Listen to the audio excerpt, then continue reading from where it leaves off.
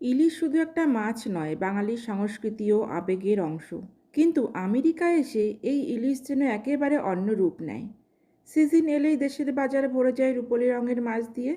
নদীর তাজা ইলিশ রান্না করলে তার স্বাদ আর গন্ধই আলাদা। দামও তুলনামূলকভাবে সাশ্রয়ী। তাই উৎসব হোক বা পারিবারিক আড্ডা, ইলিশ মানেই আনন্দ। কিন্তু আমেরিকায় ছবিটা ভিন্ন। দামও কিন্তু বেশ, আর স্বাদেও থাকে তাজা ইলিশের ঘাটতি। ফলে এখানে ইলিশ একেবারেই লাক্সারি খাবার, যা সাধারণত বিশেষ দিনে বা নস্টালজিয়া মেটানোর জন্য রান্না হয়। দেশে ভালো মানের ইলিশ কেজি প্রতি প্রায় 800 থেকে 1500 টাকা, প্রায় $8 থেকে $12 দামে পাওয়া যায়। আমেরিকায় এশিয়ান বা বাংলাদেশি দোকানে কেজি প্রতি দাম পড়ে $25 থেকে $30, কখনো কখনো আরও বেশি হয়।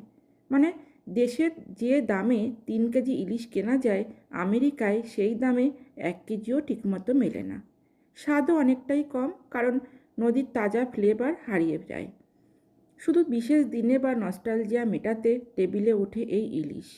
তাই প্রবাসীর কাছে শুধু মাছ নয়, বলা যায় স্মৃতির সঙ্গে জড়ানো এক টুকরো আবেগ।